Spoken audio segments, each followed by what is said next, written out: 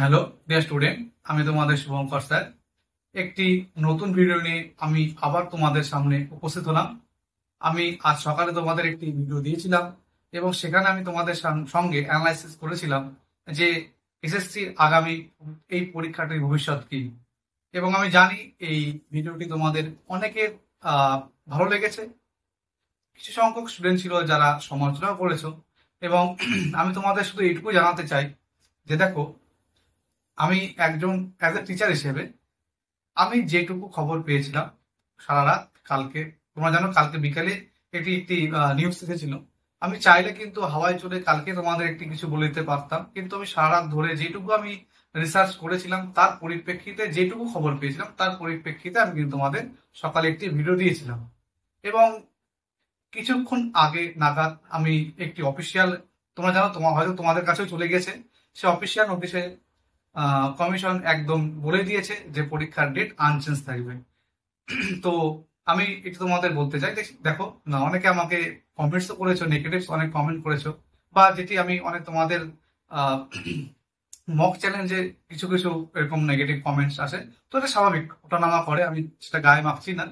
আমি তোমাদের বলতে চাইছি যে কোনো শিক্ষামন্ত্রী বা কমিশনের সাথে প্রত্যক্ষভাবে আমার কোনো যোগাযোগ নেই। এবং আমি সত্যি কথা বলতে এই মুহূর্তে আমি ওয়েস্ট বেঙ্গলেও নেই, আমি অনেক ওয়েস্ট বেঙ্গল থেকে অনেকটা দূরে এসে বসে আছি। তো হ্যাঁ, আমি তোমাদেরকে বলতে চাই না যে হাওয়াতে একটা কথা বলে দিলাম, যেটি অরিজিনাল সত্যি কথা সেটি তোমাদের বলেছিলাম। এবং তোমরা জানো অ্যাজ এ টিচার হিসেবে আমি যদি পরীক্ষা নিই, হঠাৎ করে আজকে ফর্ম ফিল আপ করিয়ে কালকে পরীক্ষা নেব, এটা অনুচিত কাজ। তো সরকারের উপর চাপ আছে, পরীক্ষা নিতেই হবে, সরকারও চাই নিজের ওপর ঝাপটা করে পরিষ্কার থাকে। তো সেই জন্য কিন্তু দেখো 30 তারিখে ফর্ম ফিল আপ শেষ হয়ে 31 তারিখ 30 তারিখ যেটা ডেট দেওয়া আছে দেখবে 7 দিন পরে এক্সাম। তো 7 দিন টাইম দেওয়া হচ্ছে আর কি তোমরা যারা ফর্ম ফিল আপ করতে পারছো। তো বুঝতেই পারছো